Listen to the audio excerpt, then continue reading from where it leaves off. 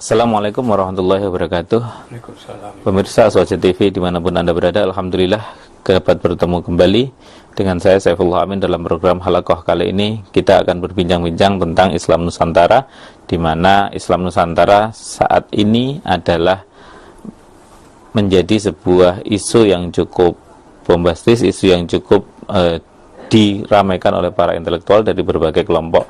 Di antaranya adalah kelompok-kelompok anak muda NU dan juga NU secara umum, termasuk juga kelompok akademisi baik yang berlatar belakang NU maupun berlatar belakang non-NU. Telah ada bersama kami Bapak Kiai Haji Agus Sunyoto. Assalamualaikum Pak Kiai. Assalamualaikum.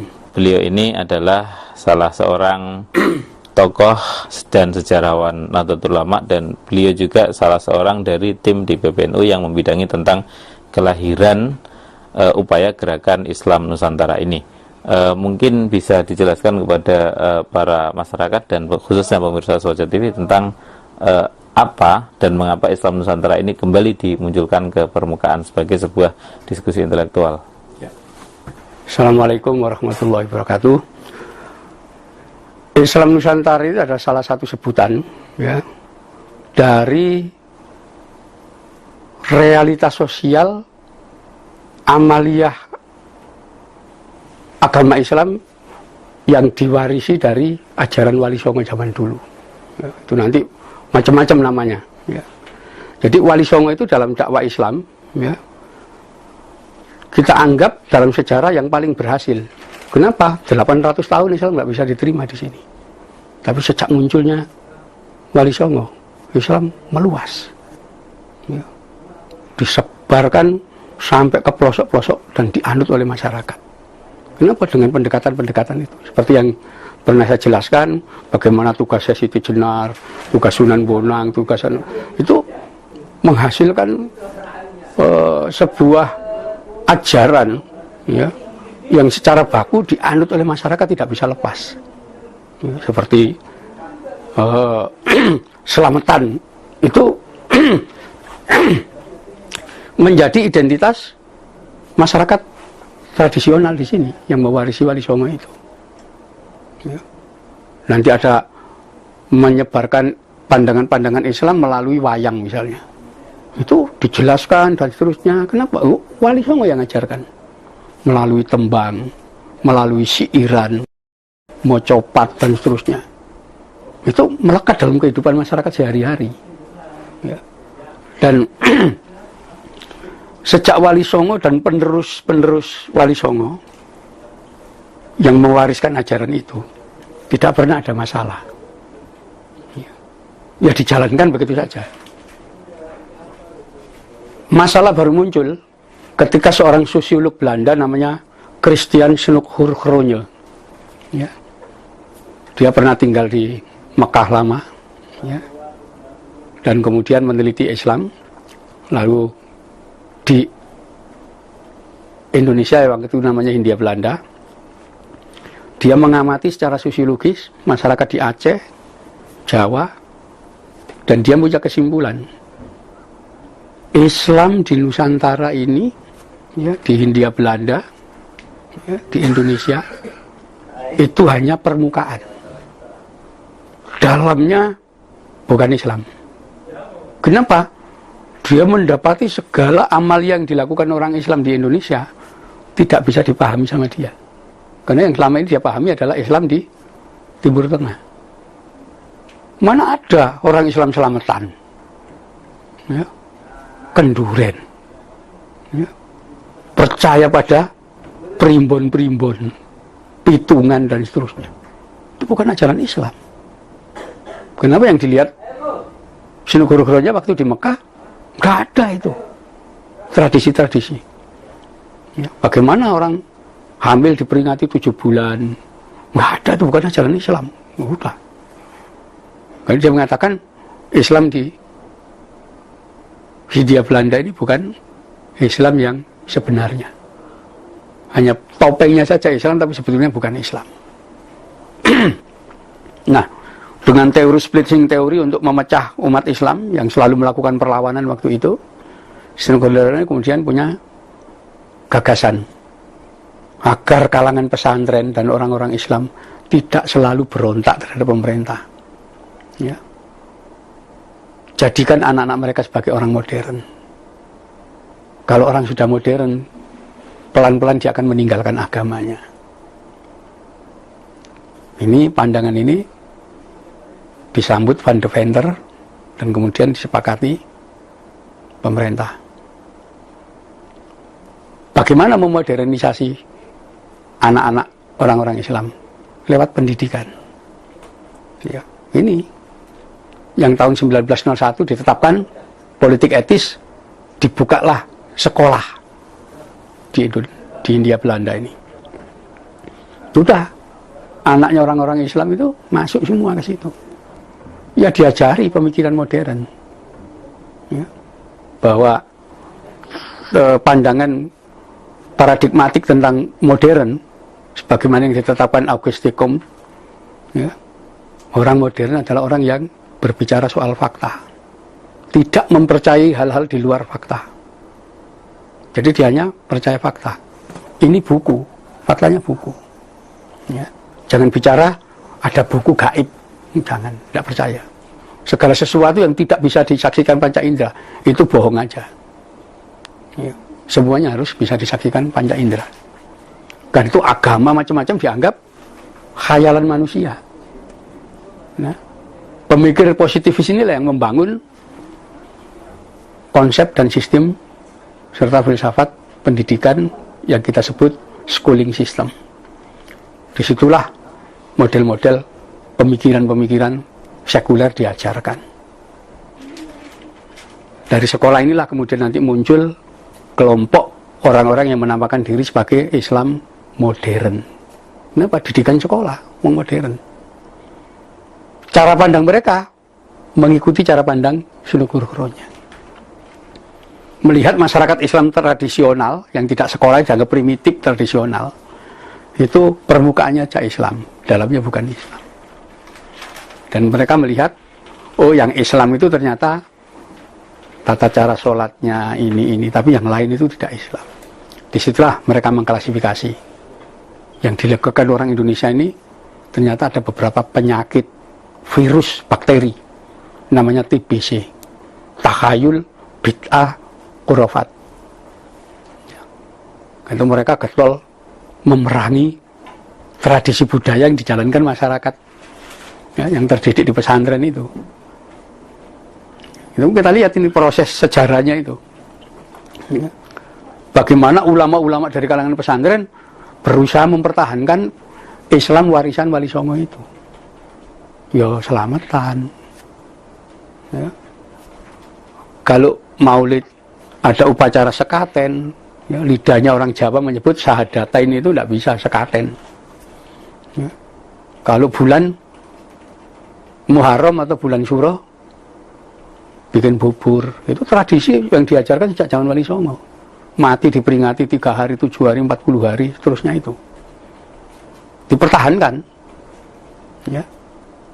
Itulah organisasi Nahdlatul Ulama, itu adalah ulama-ulama yang berusaha mempertahankan ajaran Wali Songo. Sampai mereka untuk menjelaskan tradisi keagamaan yang dijalankan itu,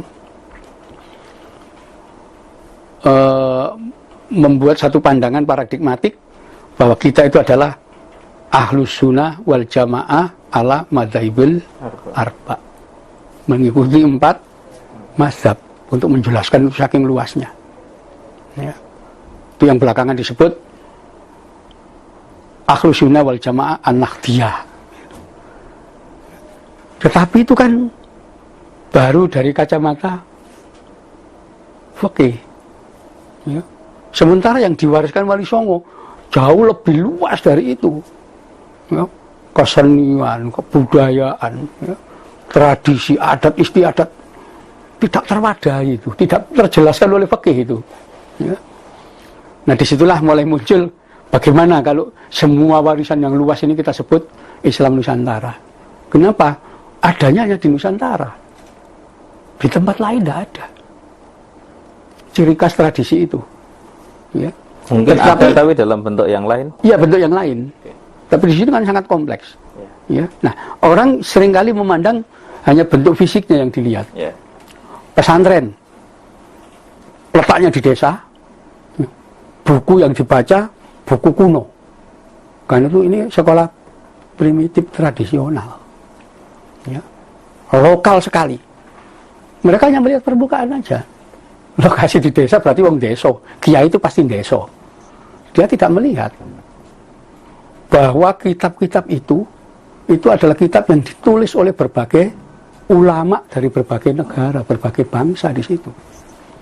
Yang dakwah di Indonesia itu lihat aja, ya, itu ilmuwan-ilmuwan para ulama dari berbagai negara, berbagai bangsa, ya, di situ. Oh, saya Maulana Maghribi dari Maroko berarti Islam menurut pemahaman orang Maroko. Saya Ibrahim Samarkandi dari Samarkand, Uzbekistan. Hadis yang nulis Imam Bukhari, orang Bukhara, ya, di situ sih. Nanti Al-Baghdadi dari Baghdad, dari ilmu dari berbagai macam negara itu ngumpul jadi satu masuk ke Indonesia, terutama masuk ke pesantren. Jadi pengetahuan itu sebetulnya akumulasi dari Islam yang sudah dipahami berbagai macam bangsa. Itu sebabnya pesantren itu toleransinya terhadap agama dan budaya sangat tinggi. Kenapa? Dari berbagai bangsa kok. Jadi jangan melihat hanya sekedar lokasinya di desa berarti deso, kuper, tidak bergaul apa-apa. Enggak, ini sudah akumulasi dari pemikiran berbagai bangsa, ulama dari macam-macam negara. Jadi itu, saya tidak melihat aneh aja orang melihat hanya segi permukaannya, tidak melihat esensinya. Ya, jadi justru ada banyak orang khawatir kalau nanti Islam Nusantara ini justru menjadi sebuah aliran baru atau menjadi sebuah cara bagi orang-orang untuk tidak lagi mengidentikan Islam itu dengan sumber asalnya, misalnya Al-Quran, hadis, dan ijma' qiyas. Jangan berandai-andai. Rasulullah melarang orang berandai-andai. Ya. Maksudnya jangan berandai-andai, karena berandai-andai itu setan Rasulullah. Kan nggak ada faktanya itu. Nanti jangan-jangan seperti ini, jangan-jangan kita bukan hidup dari jangan-jangan tapi fakta. Wali Songo itu mewariskan itu nggak ada namanya. Baru diakumulasikan Nahdlatul Ulama, kan baru juga itu. Buktinya juga nggak lepas dari Al-Quran hadis, malah jadi sumber pelajaran Quran hadis. Ya. Tetap aja Al-Quran tidak dipelajari tekstual begini, masih dihafal. Ya. Pesantren Hufatul Quran itu masih banyak. Tetap aja tradisi lama itu nggak hilang. Apakah nanti kalau sudah namanya berubah Islam Nusantara, wis gak gawe Quran, gak gawe hadis, itu kan berandai-andai. Karena kita tahu yang bikin siapa, gitu. Hanya ketakutan kelompok orang tertentu aja. Ya, itu. Dan ada satu pemikiran yang salah selama ini, saya ngatakan salah itu. Orang mengidentifikkan Islam itu pasti Arab. Citranya pasti Arab. Kalau bukan Arab berarti bukan Islam. Ini yang terjadi pada diskontinuitas terhadap ajaran Wali Songo dulu. Ya. Zaman Wali Songo, saya belum menemukan naskah yang ditulis dalam tulisan Arab. Para Wali Songo itu tulis dengan tulisan aksara Jawa, tembang Jawa, mocopat Jawa. Ya. Siirannya ditulis dengan tulisan Jawa. Seperti itu. Akhir abad 17, ya, ketika terusan Suez dibuka, kapal Belanda sering pulang ke Eropa, jamaah haji jumlahnya meningkat. Disitulah kitab-kitab dari Timur Tengah mulai masuk. Ya. Sepanjang Pantura, pesantren-pesantren mulai mempelajari kitab-kitab dari Timur Tengah itu. Ajaran Wali Songo yang ditulis dengan tulisan Jawa itu belakangan dianggap ini warisan zaman pra-Islam. Ya. Tidak dipelajari, ditaruh di atas lemari, ya, disimpan di kotak dan seterusnya. Ini yang kemudian diambil para orientalis dan misionaris-misionaris itu. Mereka yang memiliki warisan Wali Songo itu. Lalu terjadi kecenderungan yang di mana pesantren-pesantren itu hanya mempelajari satu bidang ilmu, fikih saja. Itu. Disitulah kita melihat konsentrasi kolonialisme Belanda makin kuat. Ya. Pengetahuan yang diajarkan Wali Songo, teknik metalurgi, ngecor meriem, membuat senapan macam-macam, gak berlanjut. Ya, ini kita masuk ke lingkaran penjajahan itu di situ. Portugis datang sekalipun mampu menaklukkan Malaka, tidak berani menginjakkan kaki ke Jawa. Kenapa? Waktu itu zaman Wali Songo masih hidup. Ya. Dan semua wilayah itu memiliki meriam, memiliki senapan, memiliki pasukan yang mampu perang. Nggak berani dekat-dekat sini. Masuk Sumatera nggak berani. Terkepung itu di Malaka itu. Sampai Belanda datang, diambil alih, kalah Portugis. Ya. Prosesnya begitu.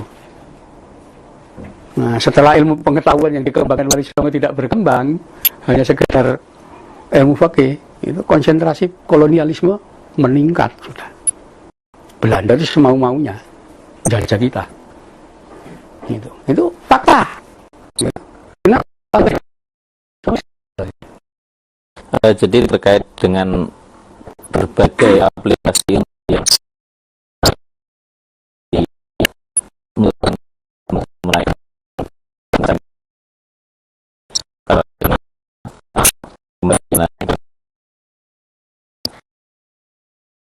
Nusantara itu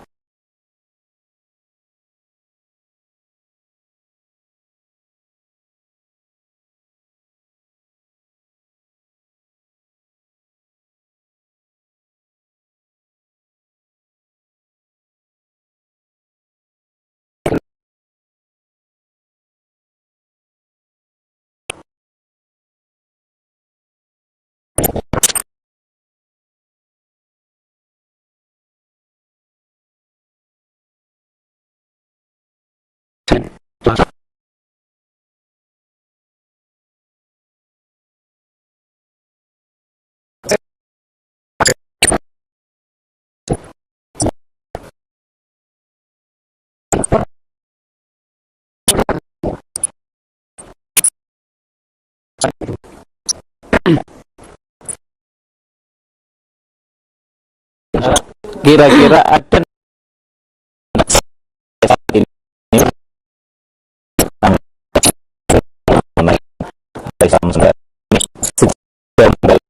yang diprediksi akan ada upaya mengembalikan citra dan semangat Wali Songo ke dalam bangsa ini. Dananya sangat gede, karena kita dihadang dari segala aspek ini nanti. Kenapa luar tidak ingin bangsa Indonesia bangkit, itu tahu mereka. Dibayar itu. Bagaimana ini gagal, jangan sampai bangkit. Ya. Contoh sudah banyak. Ketika anak-anak kita tingkat SMK itu mampu membuat mobil sendiri, kayak itu, Jepang, Amerika, Jerman. Kalau sampai ini program ini diloloskan, gak laku produk mereka, harganya lebih murah. Bikin aja uji emisi gagal, jangan diteruskan. Selalu begitu, mentalitas. Jadi kaki tangan asing itu luar biasa di sini. Ya. Nah, mereka hidup dari situ kok. Sekolah juga yang membiayai mereka, dananya juga dari mereka. Tidak ingin ada bangsa Indonesia supaya pinter itu, tidak mau, mereka tidak mau. Mentalitas mereka sebagai kaki tangan asing itu masih kuat sampai sekarang itu. Tapi kita ya terus saja. Ya. Saya sudah merumuskan misalnya ada arkeologi, kita sudah mengajarkan arkeologi Islam. Paradigma beda, dogma, doktrin, mitosnya beda. Bangun epistemologi sendiri. Ya. Memangnya hanya kulit putih yang bisa membangun epistemologi ilmuwan. Kita juga bisa kok. Ya. Itu. Jadi jangan hanya mencela. Kalau mereka mencela, kita tanya, konsepmu apa tentang pengembangan ilmu? Mereka nggak bisa tahu bicara apa-apa soal ilmu. Filsafat ilmu aja nggak ngerti. Ya. Jadi konsepnya begitu. Jadi kita anggap aja sini kelompok-kelompok yang akan mengganggu kebangkitan ilmu pengetahuan baru di Nusantara. Dengan pijakan kita, ilmu pengetahuan warisan Wali Songo. Jadi sepanjang ini tim sudah sadar bahwa ada banyak rintangan, ada banyak kendala dan juga tantangan dari pihak luar akan. Oh ya sudah pasti, sudah tahu kita. Nah, mungkin ada yang ingin disampaikan kepada bangsa Indonesia dan khususnya pemirsa Aswaja tentang kebangkitan bangsa ini melalui Islam Nusantara itu apa, bagaimana sehingga masyarakat bisa turut untuk memikul tanggung jawab kebangkitan ini. Ya, jadi selama ini dalam pandangan sosiologi masyarakat yang dibentuk oleh pandangan-pandangan orang sekolahan itu kan, NU itu selalu diposisikan bawah. Kenapa? Karena tidak sekolah, pesantren. Nah, kita katakan tidak seperti itu. Kita nanti akan membuktikan bahwa ada ilmu pengetahuan yang tumbuh di sini. Dari situ nanti akan bangkit pandangan-pandangan baru. Dan itu tantangannya akan luar biasa. Ya. Satu sudut pandang misalnya, dengan pandangan kacamata Islam Nusantara yang kita rintis pengetahuannya itu, kita punya sudut pandang bahwa proklamasi kemerdekaan 17 Agustus 1945 itu sebetulnya adalah proklamasi kemerdekaan kita dalam bidang sosial politik. Ya. Dalam bidang yang lain belum. Kenapa? Pikiran kita belum merdeka.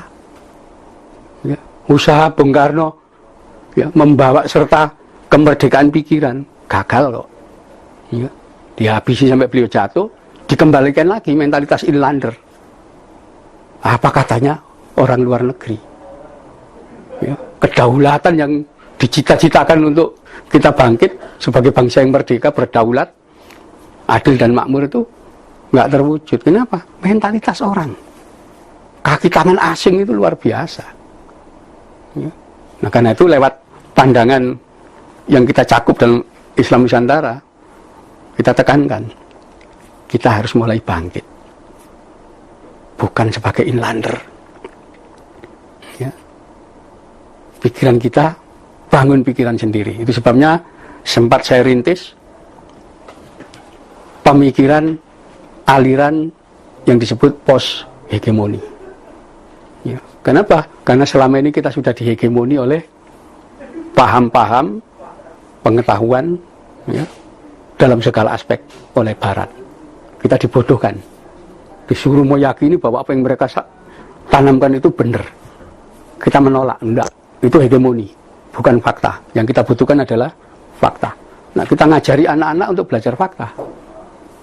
Karena itu saya di Malang, kecil-kecilan bikin pendidikan mulai PAUD,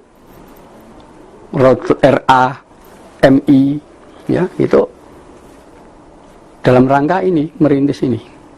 Ya, anak-anak kita ajari untuk berpikir, jangan berpikir hegemonik, ya, tapi berpikirlah berdasarkan fakta, realita.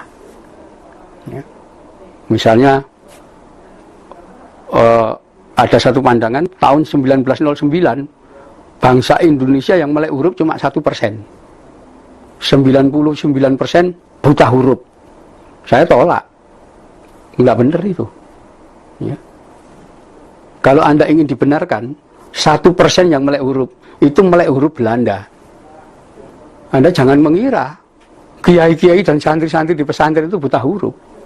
Mereka bisa baca. Kenapa? Ya tulisan Arab, tulisan Jawa bisa kok. Kenapa kita dikesankan seolah-olah buta hurufnya 99%? Kan bodoh kita gitu loh. Enggak. Mereka bisa. Hanya karena apa? Belanda punya aturan. Kalau tidak bisa membaca tulisan Belanda, berarti anggap aja buta huruf. Siapa memangnya Belanda itu? Ya, punya aturan itu. Dan konyolnya kita setuju bahwa masa itu kita memang buta huruf semua. Enggak, para kiai bisa baca tulisan Arab, ya. Ronggo Warsito bisa baca tulisan Jawa. Iya. Saya kira itu harus kita lurusan semua. Jadi yang menurut saya yang terpenting tadi adalah bagaimana masing-masing sebagai contoh Pak Kiai sendiri mencontohkan bahwa membuat sebuah pendidikan. Jadi kalau setiap individu di Indonesia ini dari ujung Sabang sampai Merauke itu memiliki kemandirian di dalam pendidikannya untuk dunia pendidikan dan juga di dalam industri menengah, industri juga tingkat-tingkat daerah itu bisa berdiri dengan mandiri, kira-kira itu akan membuat lebih cepat tercapai gitu. Ya, saya kira itu. Ya, memang kita harus mandiri, tidak selalu dihegemoni. Pemerintah selain itu terlalu menghegemoni.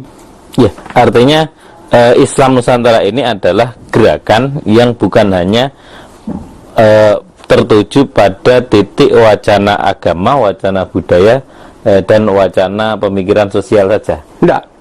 Targetnya kita memang ilmu pengetahuan ke depan. Ya, orang Indonesia itu pinter-pinter loh. Ya, kita jangan meremehkan. Kita selalu menganggap pribumi itu ya, terbelakang. Kalau bersaing dengan orang lain mesti kalah. Faktanya tidak begitu. Fakta itu menunjukkan setiap kali ada olimpiade matematika yang muncul anak-anak pribumi kita. Mana itu anak-anak kulit putih dari Jerman yang menang itu? Mana yang dari Amerika? Kenapa anak Indonesia yang muncul? Olimpiade fisika, kenapa anak-anak kita yang muncul? Itu kan kualitas anak kita tuh tidak seperti yang digambarkan itu, bahwa kita tuh inlander bodoh, males, yang digambarkan Belanda itu begitu. Tidak kualitas orang Indonesia ini. Peradaban kita zaman kuno kita lihat aja. Abad-abad itu kita sudah mampu bikin kapal ukuran besar, ya, membuat candi-candi seperti itu. Kalau tidak peradabannya besar, mana ada? Eropa masa Borobudur dibikin nomaden, masih pindah orang Burgundi, orang Goth, Visigoth, Frankia, masih perang satu sama lain. Belum ada kota, kenapa? Nomaden kok pindah-pindah dari satu tempat ke tempat lain. Kita sudah punya peradaban. Artinya orang kita lebih pintar sebetulnya. Ya. Kenapa harus dianggap bodoh, tidak yakin diri? Ya, itu harus kita bangkitkan. Ya, bahwa kita tidak seperti yang mereka bayangkan. Gitu. Nah, itu saya yakin kalau orang Indonesia itu sadar bahwa mereka ras yang unggul, nggak bakal mereka ya, merendahkan diri dengan menjadi kaki tangan asing itu. Berapa sih penghasilan mereka dari itu? Tapi tidak ada perubahan sama sekali bagi bangsa ini. Saya kira itu. Jadi memang resikonya besar kita merintis ini. Oke. Para pemirsa dimanapun Anda berada, panjang dan lebar sudah kita ikuti bersama tentang paparan Islam Nusantara beserta dengan kendala, visi misi dan juga apa yang mesti dilakukan oleh bangsa kita dari tingkat individu-individunya sehingga nanti bangsa ini tumbuh menjadi sebuah bangsa yang mandiri, bangsa yang unggul dan bangsa yang menang dan dapat sejajar berdiri bermartabat dibanding dengan bangsa-bangsa yang lainnya. Sampai di sini perjumpaan kita. Saya Saifullah Amin dan Bapak Kiai Haji Agus Sunyoto undur diri. Wallahul muwaffiq ila aqwamit thoriq. Terima kasih atas segala perhatian. Mohon maaf segala kurangan. Walafu minkum. Wassalamualaikum warahmatullahi wabarakatuh. Waalaikumsalam warahmatullahi wabarakatuh.